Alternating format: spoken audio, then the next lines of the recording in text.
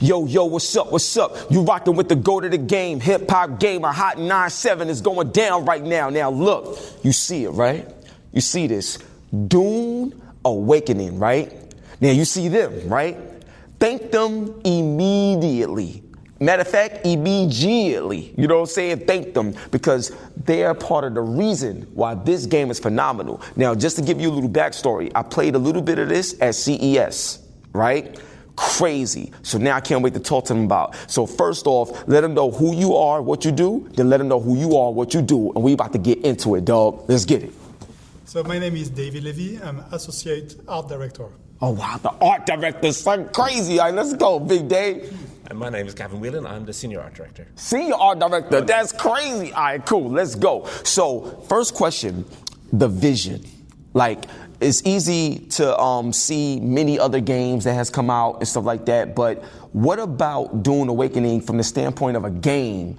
How did y'all create the vision artistically to tell the story that we're gonna play? I'll let you take it first, bro. Wow, the story, I mean, the story comes from the books. The books are sort of central for the narrative theme of the game.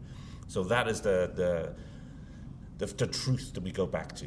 For the visual aspect of that, I mean, we have the movie that came out, and we've been working really closely with Legendary Pictures.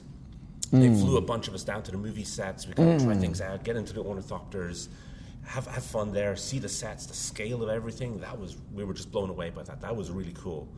And then we wanted to build a game, so it's been a kind of a trial and error type of thing. We've worked on Conan Exiles in the past. We knew we were going to make a sandbox survival game. Wow. Survival and Arrakis just seem to go together. It's the harshest planet in the known universe that's habitable by man.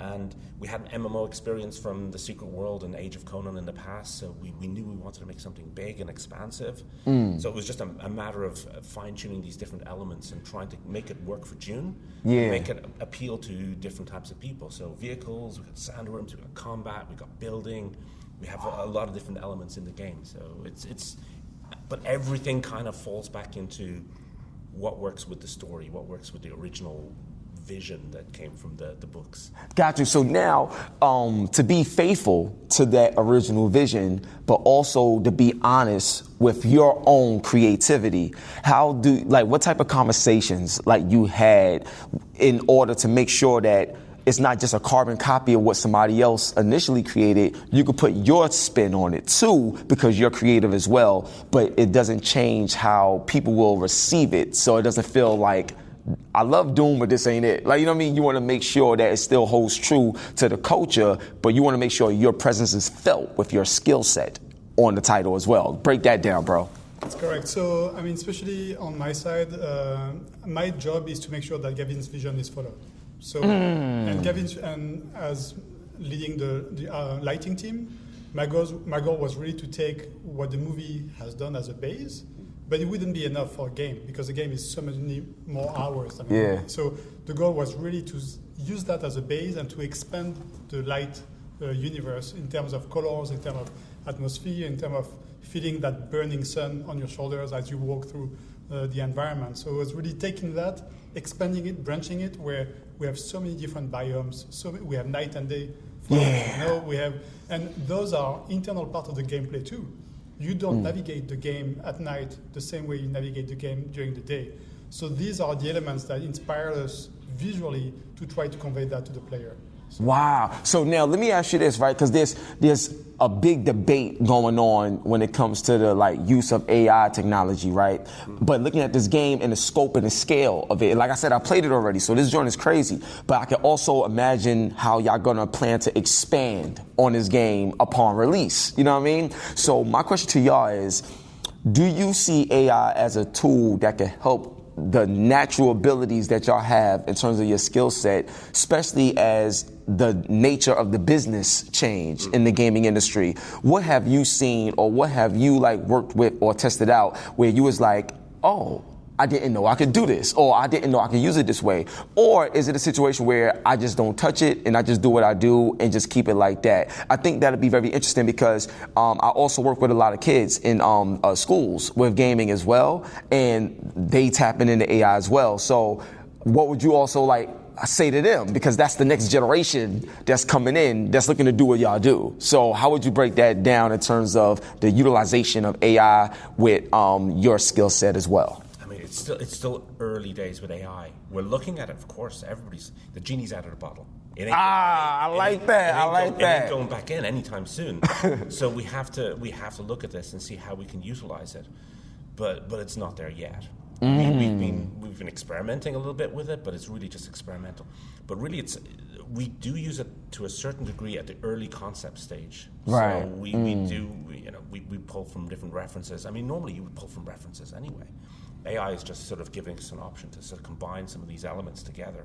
Wow. But it doesn't strip away from the fact that you need a human being with a human heart looking at this stuff. And if it relates to them, great, but we still have to take it from the basic AI output to something which is usable for the game, because there's so many different points of connection and contact. It has to work for the gameplay design, it has to work for the narrative aspects. There's always a human aspect there. Yeah. So as long as there's always a human in control of this, I think we're going to be okay. But in terms of kids in the future and using it, I think it's great. I think it's accessibility. Yeah, that's what I'm talking about. It helps people get into it quicker and produce something quicker, and just inspires them to be able to do more things. It may not hit the exact mark that you want to hit, but at least it gets you closer to the end result that you're doing. So yeah, absolutely. Now, one of the things that blew me away about this game is how it performed and how it's already performing before release. Like, you know what I'm saying? That's like important. So when it comes to like the visuals, but also how this game performs, the frame rates, like everything, you know what I'm saying? What did y'all have to go through, like, or what engine, like how did y'all get it to this point, to the point where it's like, this game is already flawless. We need it now. Like, you know what I'm saying? We want it out right now. Like, it's already flawless. What's some of the other things that y'all looking at that us as consumers may not see that's going to be able to take this game to the next level? And on top of that, what type of like potential PS5 Pro enhancers like we will see with DUNE? Because after what I played already, yo, bro, we could buy it right now. Like, that's how amazing it looks, how amazing it performs. So break that down for me in terms of the performance, what you're looking to get more out of when it comes to DUNE, and how that pertains to the visuals as well, for it to look that good and play that great. So part of creating a game is not just creating beautiful visuals, as you said. The difficult part is to make it run on all platforms, especially when we're talking about PC.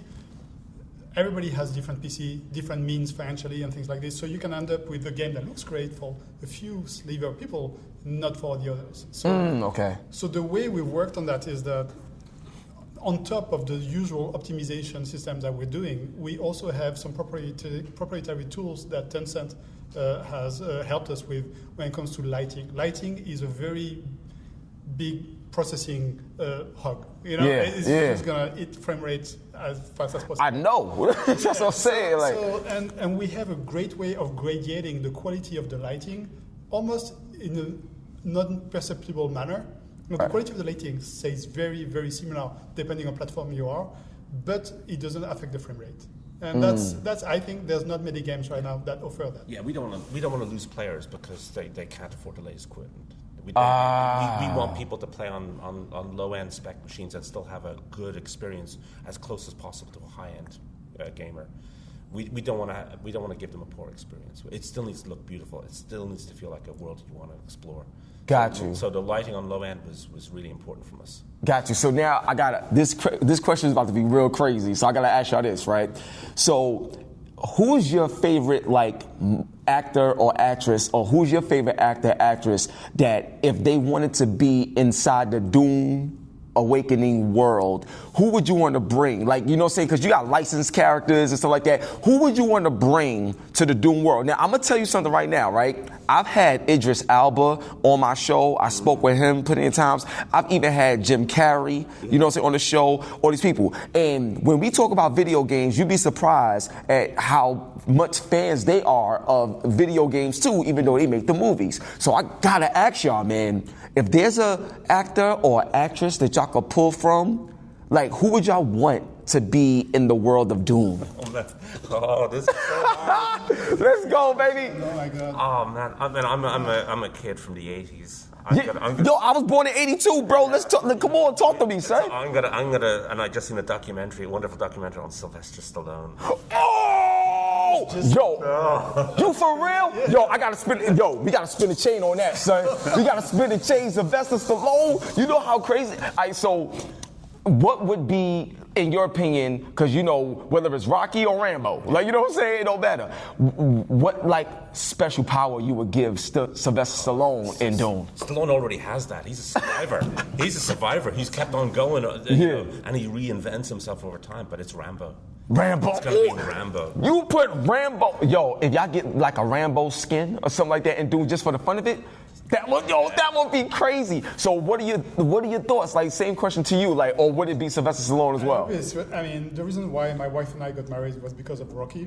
So what? For me, that's a no-brainer. Yeah. Yo, sidebar. This is the power of entertainment. He got married based on Rocky? Yo, bro, bro, that is phenomenal, man. Adrian, like, I just had to say that, you know what I'm saying? That's crazy, dog. So, yo, that is amazing. So, so now, follow-up question, like, still staying on the topic of entertainment. With all the work that y'all put into this game, what's one or two things that's important to you that you want the fans to get out of the experience? Because like I told you, I played it. The game is crazy. Like the fluidity, the combat and everything is phenomenal, dog. But my question is, y'all don't get a chance to see every single person that plays the game, no matter how many people you see on Twitch playing it, streaming it. So what does it mean to y'all? Like, when the fans play it, they sit at home by themselves, what do you really want them to get out of it? What do you want them to be like? Like, what do you want them to say after they had this experience, bro? I mean, honestly, it's the first time that I go to a convention to see people playing it. So I've been swimming into technical problems for the last 2.5 years that I'm trying to solve with the team and things. So for me, it's the first yesterday to see people playing it. And the thing that I love is when people remove the earphones, you know, let the keyboard, and they just say, wow. Wow. That makes all the pain worth it.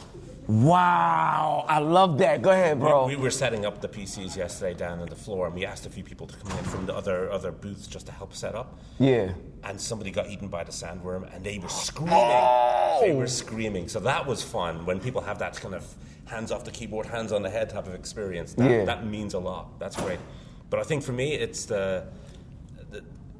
we just make the world. We hand it over to the players. Then they own it. So they will do things that we don't expect. So we have the building in the game. You can build, and you know, we have architects that design some of this stuff. But when you see what the players actually do themselves with this stuff, it's just mind blowing. They just make crazy. Somebody made a scorpion out of a building. What? Yeah, I know, it's insane. And they just surprised me. I was nervous. I didn't know whether it was going to work or not until I actually seen this long line of buildings that people have made, and they look. My first question was, how did they do that? Yeah. And that's what I want to find out. I mean, they do things we don't expect. Wow. So that's the beauty of like a sandbox survival, open world experience. You don't know what they're going to do. Got you. And it's going to be fun watching it happen. Yeah, now I got a major question for y'all, and this comes mainly, I'm not sure if like DUNE game will allow it, but when you think of games like Fallout, where you could make a lot of mods and like Bethesda support the mod community and stuff like that, and you was just talking about Sylvester Stallone, there's Rambo and stuff like that, how open, or is it even possible, or have y'all even thought about it, to give players the opportunity to, like, you know, obviously on PC and stuff like that, but it'd be great to see it on console too, but to be able to mod the world. So you were just talking about the sandworm and stuff like that. Imagine if somebody was like, I got another type of enemy I could create here. I would love to put them in place of the sandworm and just be creative.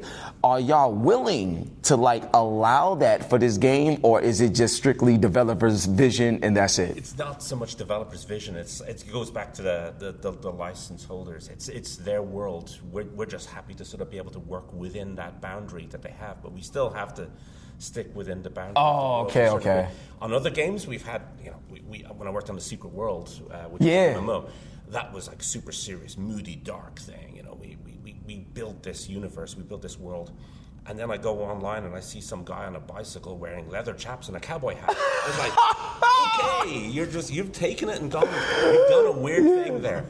And with Conan Exiles as well, the modders was phenomenal. They made so many things. We made stuff good, but they were doing beautiful things. So it breaks my heart that we can't let them loose on the Ah, okay, I get it. We'd end up with pink sandworms with no, I get it. Crazy. I had to ask because that's something that like the mod community goes crazy over. Yeah. So I thought that would be crazy, especially with a game like this. So now I gotta ask you this, right? So there's been a lot of multiverses that would go on. Obviously Spider-Man and stuff like that. But you see all kinds of crazy collaborations, happening just in the industry gaming period. If DUNE did a crazy collaboration with Star Wars or something like that, or what would you say, or have y'all had conversations behind the scenes about we're gonna do something that the fans never seen or expected with this franchise now that it is a game? Are y'all working on something? What's going on? Will we ever see something like that? Break it down for me. So not exactly, but so the thing is that the DUNE universe is growing. I mean, I joined the project 2.5 years ago. Okay. Before that, I worked for 3 years on the TV series for DUNE Prophecy. Yeah. For DUNE Prophecy. So those worlds have connections. Even though the DUNE Prophecy show is 10,000 years before the one we're working on, there's still ideological connections between them. Which interesting. So it is a universe that is being built by Legendary.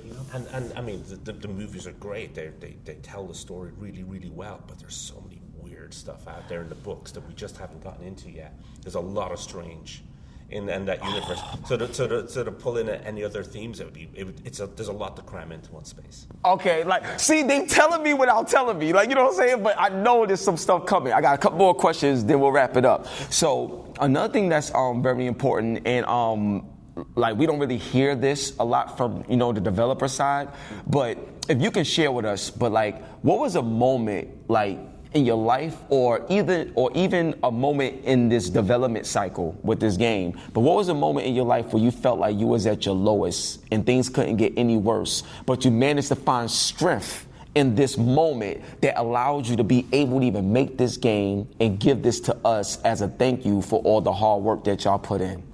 Wow, lowest on the project? Oh man, I mean, there's those moments where you're sort of doing presentations constantly internally, and you have no idea that the audience are you making something that the audience will relate to, and it just seems like we're in one room in a building and we're pitching ideas. It's stressful, it's hard, and it's the moment, like you said, the moment you hand it to the players, and you see them reacting, and you see them having fun, and then it's great. I love to bring game devs to these sort of shows so they can actually see people play their product, their game. Wow. They don't get to see it enough. They don't get to see the wow. And you said this is your first one, right? First game? No, this is your first time coming to an event to see it. On this project, yeah. Yeah. Yeah. I've never seen people play the game before yesterday, yeah. Wow, that's crazy. It's weird. I mean, on other projects, people play the game, online games, they come together, they meet. We've had people hook up, we've had people fall in love, we've had people had kids on things. This is crazy, dog. What? It's we feel like we're making life. Bro, it's amazing talking to y'all. This is crazy. Yeah. So now I gotta ask y'all this. Who's the better gamer between you two? Do y'all ever have any battles or trial runs? Who's the better gamer between y'all two? I think we're both pretty bad. I don't know. I just run into the room and just start shooting people. Me too. Yeah. This is what I'm talking about. See, he's my type of player. You know what I'm saying? That's what I'm talking about. I'm a builder. You a builder? Yeah. All right, cool. Yeah, so me and you are straight at him. I have no discipline. Got you. No tactics. Just kick the door down, go in. All right, so a few rapid fire questions. Best weapon in DUNE Awakening to use, in your opinion? That's not easy. I love that there's a rifle which is like a sniper rifle, and I love having a scope on people. I'm cool. Sniper player, okay. Yeah, I'm old school, flamethrower. Ooh, wow, y'all very different. All right, cool.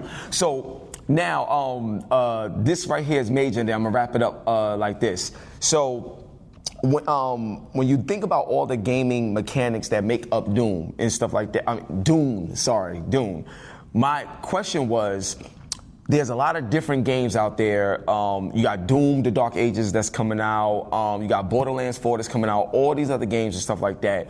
What's something that y'all can say that y'all proud of, but also something that makes Dune Awakening stand out over any other game like that's coming out right now? Because a lot of the people, when they see this, they're gonna be like, there's so much to choose from in terms of great games coming out. Why Dune? That's really the question. In y'all opinion, based on what y'all worked on, what's something or some things that y'all can share with the audience right now that's gonna make people say, when you see Dune and when you play Dune, you're gonna know that there's no other game like it? Break it down for me, bro. I'll let you take that one first. So we were talking about that early on. To me, the big difference between Dune and other games is the fact that the player is one of the most important component of the game. This is not just a game that you linearly play and you just go and do one thing well or something. Whoever you are is going to be what's going to make the game Dune. Because you can change your gameplay based on who you are as opposed to just following a single track. You know? Yeah. So the last component that makes the recipe work is the player, and all players are different. Yo, wait, that's a bar. You heard what he said? Yo, he said that like no matter what player, like who you are, everything ends and changes with the player, and every player is different, which makes the experience fresh all the time. That is crazy. I love the way you said that. So same question for you, bro, especially all the hard work that y'all put in. What about Dune Awakening sets it apart from any other game that's coming out? So when fans see it, it's like a no-brainer, no option. I gotta get this game. I mean, I just love the relationship between exploration and the vehicles.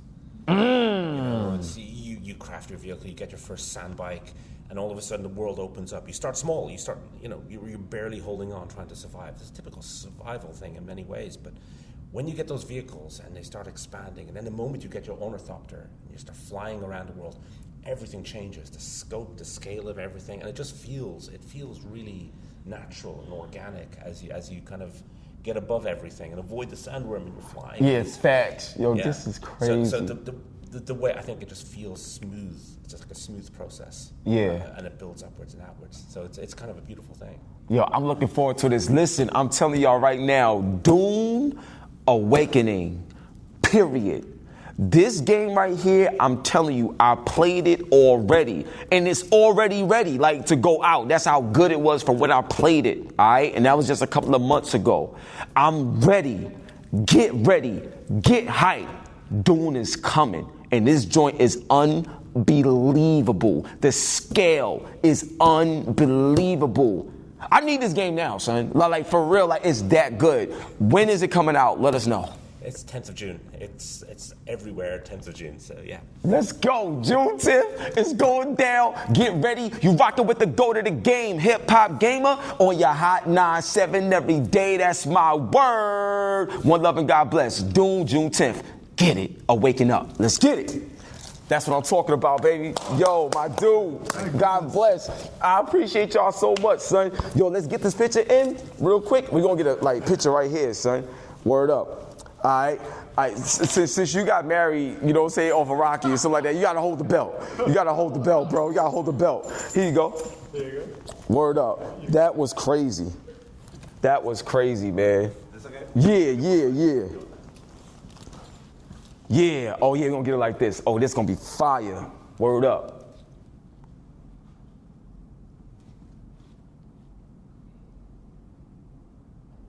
Got it? Let's go. I can't wait to put this out. Oh my gosh, man. Yo, Maddie, thank you so much, man.